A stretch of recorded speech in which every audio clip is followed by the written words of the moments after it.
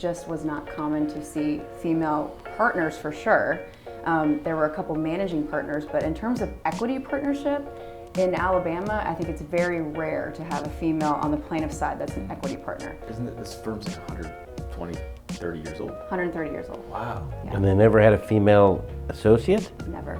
I was going to be the first female lawyer, and then 10 years after that, I became the first female partner, which was the goal that I had in mind. What I stayed there for, what I fought for, was to make sure that I could break that glass ceiling here and make sure people could do that after.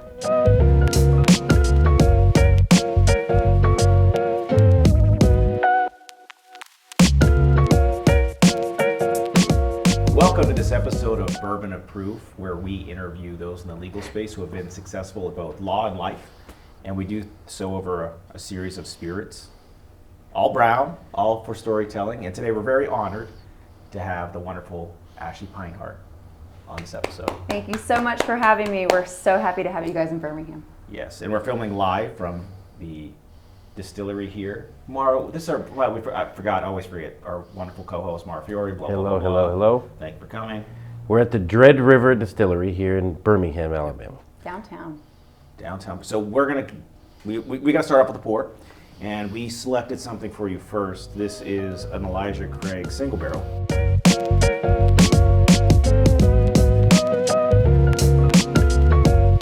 And this is a barrel select. And this is done by Linnell. And she signed the bottle. So she actually went to Elijah Craig, picked this barrel, has it privately, you know, they do the private bottle stuff. And this is a private barrel. You need to explain who Linnell is, though, Bob. Well, I want Ashley to explain who Linnell is, because we were there yesterday at their beautiful place. So she has the most wonderful store here in town, and she's got all of the good brown liquor and honestly every kind. But she's just a legend here in town. Yeah, and so she has a very nice. So it's an ABC store here in Alabama. So you actually have to buy the alcohol from the state. You do. Yeah, so it's not. I mean, it's a very impressive place. So to Ashley, to Birmingham. This is the Birmingham pour. To Ashley in Birmingham. Cheers.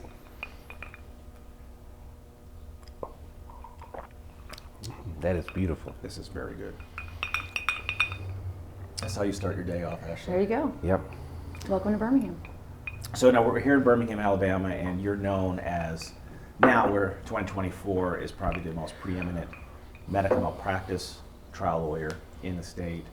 But a lot of people don't know kind of how you got there, right? So for those of us that do know, is you weren't always where you are today, correct? You had to fight a long time Of course. to become a partner at the firm you are. So why don't you kind of just walk us through, you know, Ashley's story from kind of why you went to law school in those early years. Sure. I went to law school initially because I wanted to help women of domestic violence. I am a survivor, not a victim. I sometimes say victim and I want to say no, it's a survivor.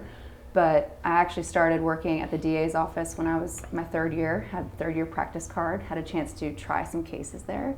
And then I also clerked at the firm that I'm at now, Harrowin, Newell, Newton. And when I was graduating, there was a big hiring freeze. And I went back to my firm and said, hey guys, like, what do you think? I really want to be here. I don't know if I need to go work somewhere else for a while and prove myself and come back, but this is where I ultimately want to be.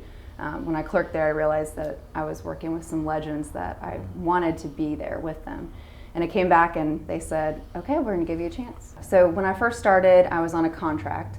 I was going to be the first female lawyer. And so after that contract, I'd proven myself as a lawyer. So you're the first female lawyer. Isn't it, this firm's like 120, 30 years old? 130 years old. Wow. Yeah. And they never had a female associate? Never. Wow. Yeah. So first female lawyer to be an associate and then to be on partnership track.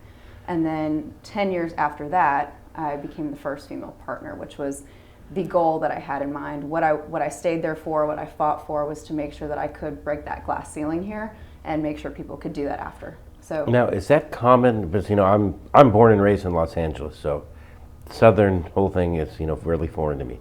Is that common in the law firms out here that the women are still behind the times? Because in LA, I think every firm, I mean, there's more female lawyers in my office than anything else in my office, and most lawyers I know, most firms, probably 70% female. Yeah. You know, so in LA it's a lot I different. think this is the first year where most of the attorneys in America are women. So is that still common out here? It is. You know, I'm from Minnesota originally, lived in California for a few years, lived in Thousand Oaks, and then lived in Florida for high school and college.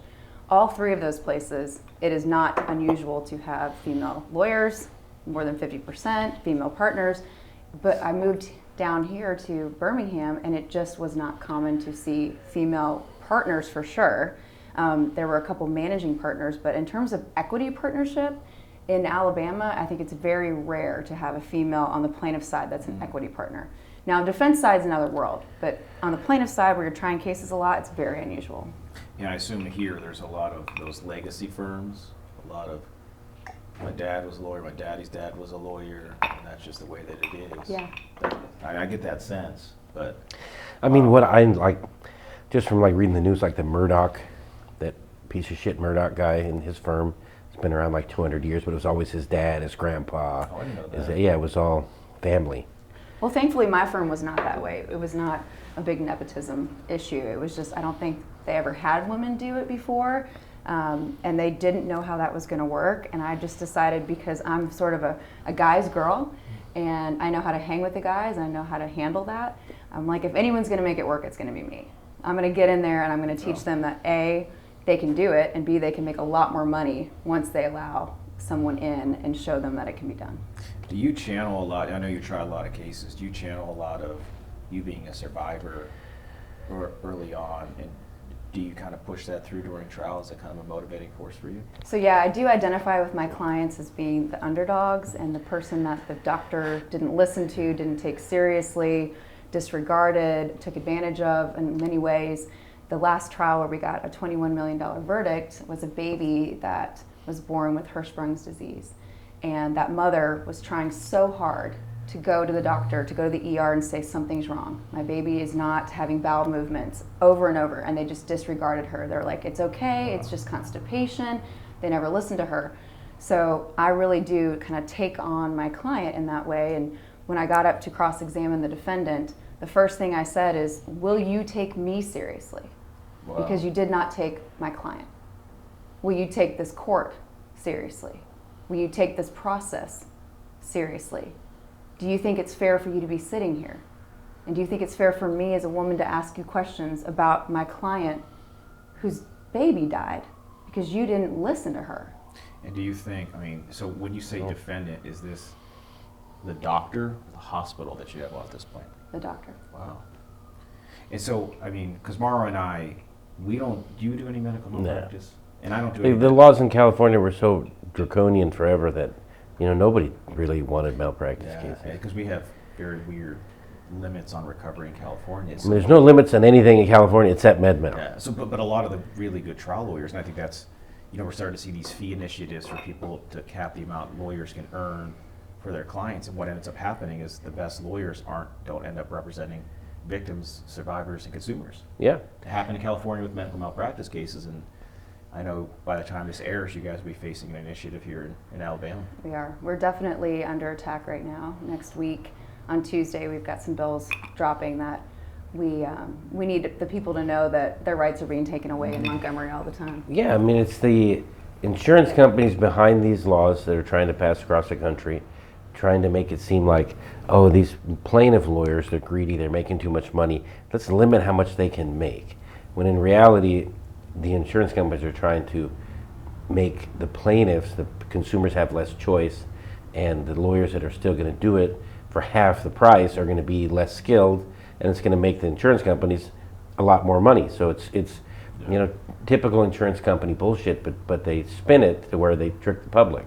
Yeah, and I think I spend such a big chunk of my practice just turning people down. I'm having to say to them, it's a business decision. I can't take your case because we lose so many of these medical malpractice cases because it's so stacked against the patient.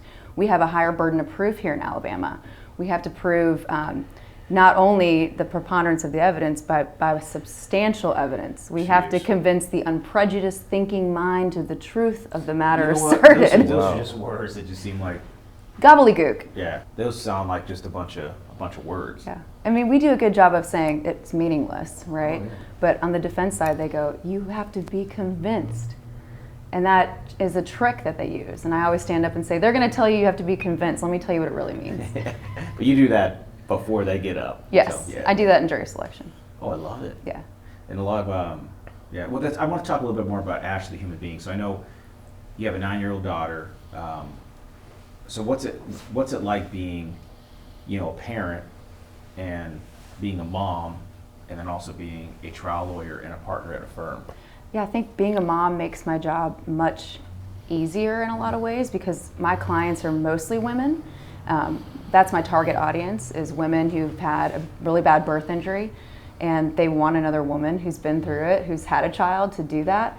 I think they feel more comfortable having a woman, but I would say it's difficult to balance it all. Thank goodness I have my parents in town that are retired and they can help, but in terms of traveling as much as I do, which is at least once a week for depositions, it's difficult. It's difficult to be there for your kid and then also be there for your firm and make sure you're balancing everything. All right, we're going to get into our second quarter right now.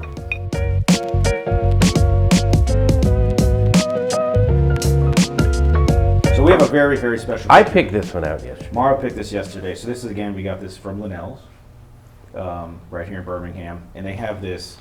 It's called Stork House Rose Rye. That's the Rosé one y'all rye. were drinking on Instagram. Well, no, this was No? a different one. Okay. We pulled a different one. We've never had this one. Never had this one. So this is, it is rosé with rye whiskey. Yeah, rosé wine Never heard of and it. rye whiskey. Never heard of it, never had it, but we picked this because it's Stork, and you do so much of representing babies, moms with birth injuries. Perfect. So this one we thought was the perfect pour for Ashley Peinhardt. I'm going to have to And buy it. also, what girl doesn't like her little rosé? Hey, I love pink. Rosé all day. I'm not a rosé guy, so this is going to be very I interesting. love rosé. Of course you would. Yes.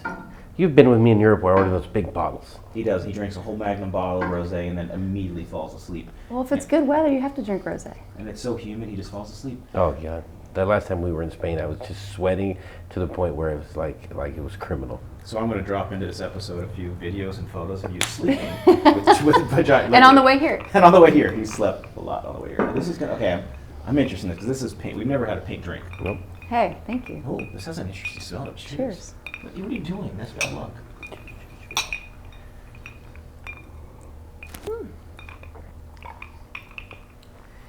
That's It's fantastic. good. It's kind of like a little I bit love like it. a. Oh, you know wow. what? It's like a little bit like a vermouth, It's dangerous. Wow. right? Yes. You like vermouth, This you know? will sneak up on you really fast. Oh yeah, I could drink that whole bottle Oh, easy. my Yeah, God. this is delicious. And it's not real sweet. It still has some balance. I feel like we just had a big discovery on this show, Morrow. That's amazing. Yeah, that's coming home with me. Stork House. Yeah, it is actually. Where they make this? Where's it from? Man. Oh, it's from California. Go figure, all the good stuff.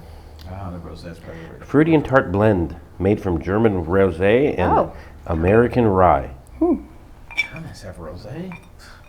This is No, delicious. this is.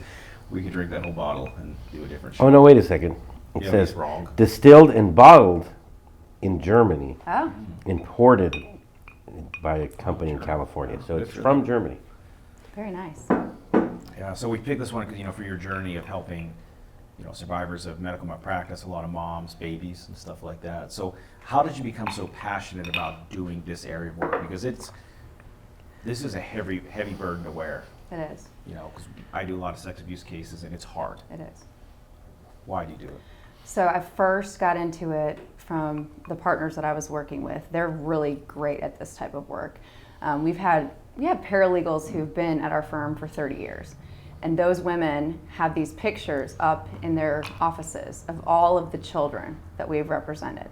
And I remember being a law student, seeing that going, wow, they really care. This is something that you're changing lives. You're giving children an opportunity to live not only to 30, but hopefully to 50 and 60 when they have CP and they're not walking, talking, eating, all of those things. So the firm was already passionate about it, and the women at the firm were passionate about it. And I saw that love for the client and the way that you can connect with these clients and they become family. And so when I first got into this work and we were able to have a really good recovery for the first child I worked with, those children stay with you forever. Christmas cards, you follow those children for the rest of their lives and you know that you've given them an opportunity to have a good life. Yeah, you've had the the $21 million verdict, $15 million verdict, probably a lot of 7, 8 figure settlements because those are sometimes confidential. But before that, even when you were back that first year under contract, when you were potentially the first female associate ever at a 130-year-old firm, what are some of the things that you did? Because I know that you changed some laws, were able to establish things, but what did you do in that first year to establish that, hey, I'm here to stay? I think for me, let's go back to when I was clerking even. So you only have 6 weeks as a clerk. And I always tell our clerks to do this. Don't just sit in your clerk office. Get out and meet everybody at the firm. Find out what they're working on and find out what you can do. Because no one really cares about your work product. They want to know if you fit. Yes, that's true. I mean, you're going to make me a memo, great. But if you don't feel like a fit here, that you're passionate about being here, and I can see myself working with you in the future, that's all I need to know in 6 weeks. Yeah, because because not a lot of time, and lawyers get so busy, they're not reviewing work product, they're reviewing you. So meet as many of the lawyers and partners that you can and stand out. Yes. Do not be someone that I go, was that person a clerk? Who was that person? Yeah. But think about it. I can remember maybe one every 2 years that really stood out, and it's because they got involved and they cared about me and asked me about me and my practice and wanted to go to depots, wanted to get involved. Yeah, that's interesting, because that's the same way I evaluate lawyers when I hire a lawyer at my office. I talk to them, I interview them, I see how they fit, how they would fit with the rest of the firm, and I don't even care really where they went to law school and all these things. We can teach all that. Yeah, none of that stuff really matters to me. They got a license, and I can work with them, I can train them, they fit in, and I give them a shot. They went to Harvard, they went to some Matchbox law school, who cares? Doesn't matter to me at all. I think the best compliment I got during that time that I was there for that contract was that I have moxie. And I think that is what I would tell, and I tell my law students, have moxie. Be so passionate about it that it just radiates out of you that you want this more than anyone else, and you'll work harder. Wow. And you practice in other states there too, because your firm's huge. I mean, So we did have offices in Kentucky and Arkansas, but now we're just Alabama. We went there for certain cases, like we had the big corn case where genetically modified corn. We had a rice case, genetically modified rice. So we do about 50% mass torts, class action, and then 50% med mal. Do you do any mass torts? No, I've never gotten into it. I don't personally do it, but it's a good balance. I stick to single event. I like representing like individual people for individual problems and not. Yeah. So when I was down in Miami for a conference, I won't name the name, but one of the people putting on said conference came up to me and my partner and said, y'all must not you don't like making money because you're not doing mass torts. Oh, God. And there's such snake oil salesmen, these people at the mass tort business. y'all know who I'm probably talking about, but that was, we're sitting there going, we make fine, money, but we also love having that relationship with the client, and it's special to me. It's what I want to do. It's so weird whenever you have like, I have 10,000 assets in this mass tort, and I'm going to try to sell them over here. It's like, what? It's not the profession anymore, right? It's a business. That's so I had one, I don't know if I ever told you this story. When I was like a baby lawyer, I had like a uncle that he was involved in one of these product defect, a medical product. And he was notified that he had a case, and so he came to see me, and I was only like a 3 or 4 year lawyer, I didn't know much. But you still don't. I don't know anything now after 25 years, but after 3 I didn't know shit. But I joined up to the MDL, right? The multi-district litigation, and it was in Cleveland, Ohio, was where it was based out of. Yeah. And they sent me a letter, and they're like, well, we're having a meeting of counsel, whatever. And I was like, well, I'm going to go. Why not? Even one client. I had one client, I went. So, I mean, what do I know? I don't know shit. So I go down there, and then first time I'd ever met like the mass tort, the mass tort sleazeballs, I call them.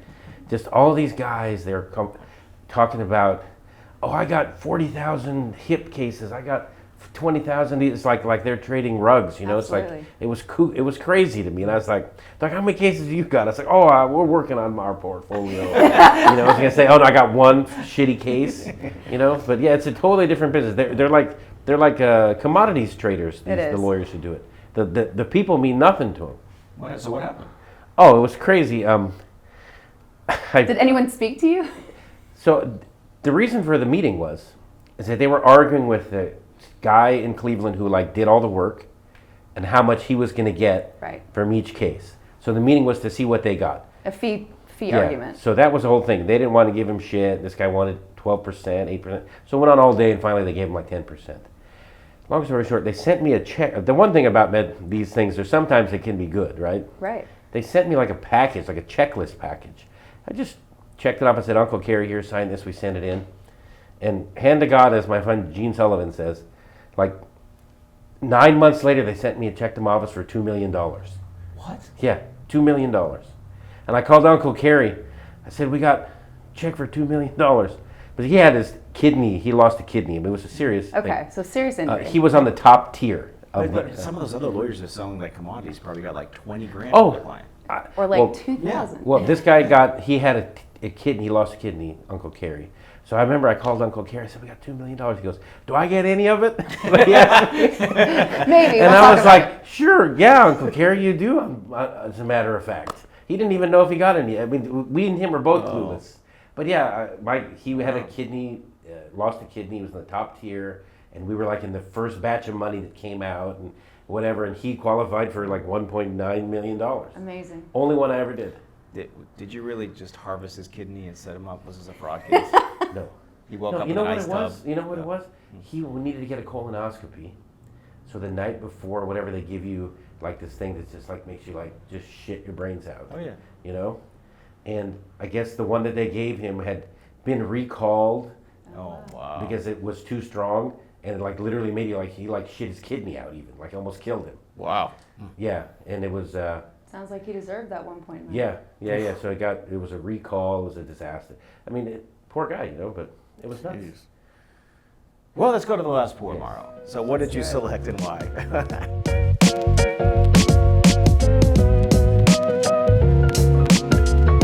This is called Ven, and this is a Ven, H-V-N. Ven.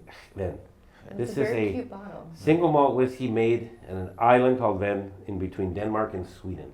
This is Swedish because you kind of have a Nordic look to you. You know? I get that a lot. You know, so this is a Swedish single malt. It's called Techno Star. Bob did a little research on Techno. Tell us who Techno So is. Techno was a famous astrologer there, and he actually had an iron nose. Called an iron nose, like he had a An fake. iron nose? Yeah. Oh, Iron. wow. I know some guys in LA with iron noses.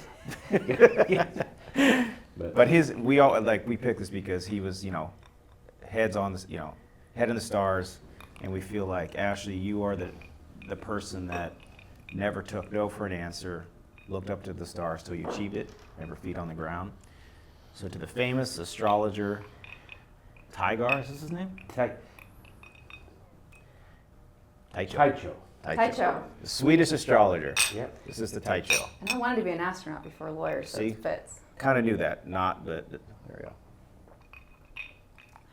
Ooh, it's smooth. Much different taste than everything we've had. This is like an Islay Yeah. single malt Some Scotch. peaty. It's a Scotch. It's very good.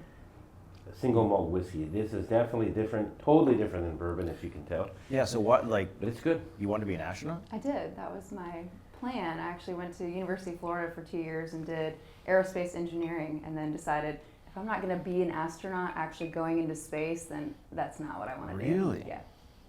Changed everything. Changed my major, went over to psychology and business, and just started kind of from scratch. Wow. You know what's funny is lawyers, we use psychology every day. Yeah. And like we always see these, lawyers that, well, you're a history major, you're a poli-sci major, criminal justice. You should go do psychology. That was the most beneficial thing I could have done. Mine was golf resort management. That's actually not a joke.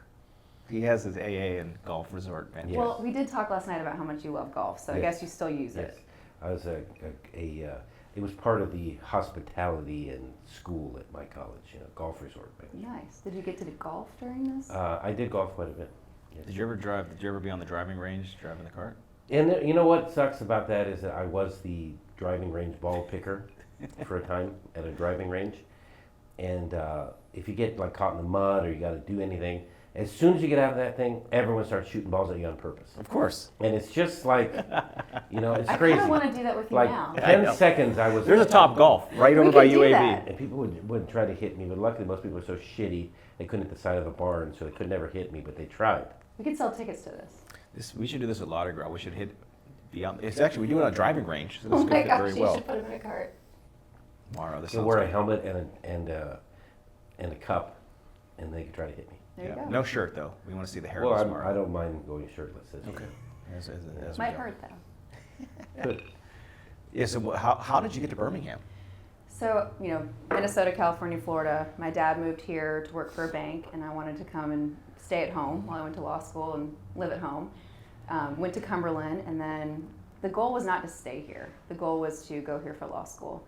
But I ended up falling in love with the trial team at Cumberland and got my opportunity to work at Hare Wynn because I was on the trial team. Wow. I met one of the partners because I was the director of a certain trial competition, and it was his dad's name.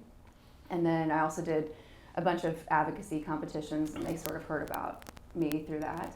And now I teach there. Professor. Yeah, I went back and sort of paid it forward, and now I teach trial ad there and trying to make sure that those kids know that it doesn't take a certain personality to be a plaintiff's lawyer. You just need to be Your yourself. personality. It's Yeah, Your personality. exactly. Wow, that's awesome. So, but you teach it probably the right way. I do, I think. Yeah. No, because I've been through trials. So there was like, we had two trial at like when I was in law school, and one was like the professor in house, and one was like the adjunct that was real trial lawyer. That's the difference. That's the difference. So I was like adjunct real trial lawyer, and that was like real stuff, Yeah, not theory. not theory. Yeah. I tell them all the time, okay, do this for the competition. Yeah. But then in real life, no one cares. No one cares about No one this. cares. Wow, that's good. Well, I mean, I could see where you would stay here. I mean, I haven't spent a lot of time in Birmingham, but That's I mean, awesome. it is a beautiful city. It is. It's not real huge, but it's not real small. There seems to be no traffic, We have which awesome schools is here. pretty amazing. I mean, raising my daughter here, it's an amazing place to raise a kid. We're really centrally located to going to Atlanta, going to Nashville, going to the beach. We've got lakes around, so it is. It's a great place to live, great place to raise a kid, but I think eventually I'll end up going back to the water. Yeah, you're like Moana. Yeah, I'm called. I'm calling to you. Yeah, your daughter's 9, my oldest is 7, so we probably watched a lot of the same movies. And his Yes, are we do. 6 and 4 now? 5 and 4. 5 and 4. Yeah, I'm kind of in like the Bluey / Paw Patrol phase. Well, that's a good phase. That's a good face. It's fun. Yeah, But now we're dance dad and dance mom. Dance mom, dance dad. It's That's a the lot. best. They do play t-ball, my kids. He's coaching t-ball. I'm a t-ball coach, yes. Are you good? Well, they don't really listen to me, but they're 4 and 5, the kids on the t-ball. Mara and I used to play in the same fast pitch baseball team. What This age? was years ago. Uh, I was younger. a 25 and up wood bat league, and Yeah, we played in retired a at real 37. league too, Okay. like where they threw hard, and Did you win? we were good. we won. The only time we ever won one was 2010. We were always the bridesmaid though, because we lost in the championship like 5 years in a row. That Yeah. means you're doing But good. they had guys that are ex-pros, and Yeah. Morrow, we have some funny stories about Morrow, but there's this one pitcher who was one of the best pitchers in the league, but Yeah. he couldn't get Morrow out, and it was so The frustrating. best, and he's a lefty, Lefty. too, and he threw really hard, and he had like breaking balls and everything. But for whatever reason, I used to tell Bob, I don't know what it is when I stand in the box and this guy just see the ball. He like seeing beach balls, but It's Morrow, just like he seeing would beach literally- balls. I would just smash this But he guy. would take 2 swings and swing so hard he would like spin in a circle like the Tasmanian devil and fall. And a third one he would just hit a rocket over the shortstop's head. Well, he just has that kind of luck, I think. Yeah. Yeah, that guy could never get me out. You know, he's like Like I think he's like a neuroscientist Yeah. or something. Yeah, I remember you told me. Weird, because I looked him up later because he was like, because you always see who you want to play with. But there was one guy that was a porn star in that league. Remember Yeah. that guy? Oh, wow. Yeah, He he has had a very interesting catchphrase character. that he used to say. We can't use it on the show. but- Cannot use it on the Yeah. show. Tell me later. He had a He had catchphrase.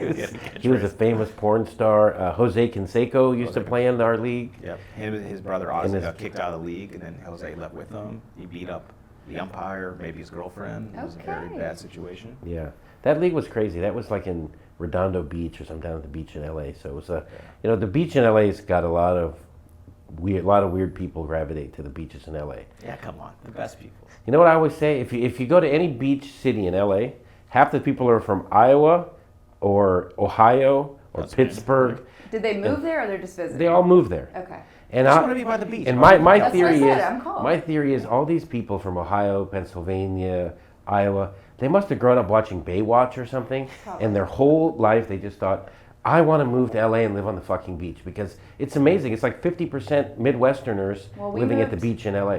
From Minnesota there. My mom and dad moved out there, and then they realized the traffic was so bad, they moved back. Yeah.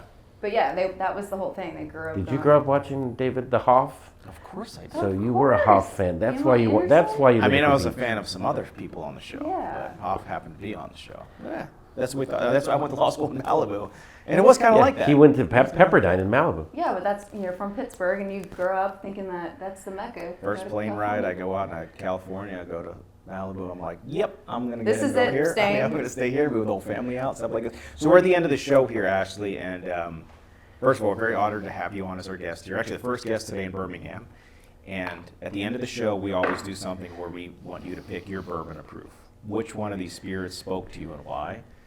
You can pick anything you like, and now it's up to you. I think y'all know. I'm going to be leaning towards that rosé. Towards this the is so stork. It was so different Yeah. and great, and I'm not like a big bourbon drinker, so this one I will definitely drink again. This one will definitely sneak up on you. Yeah, it's dangerous, but it's good.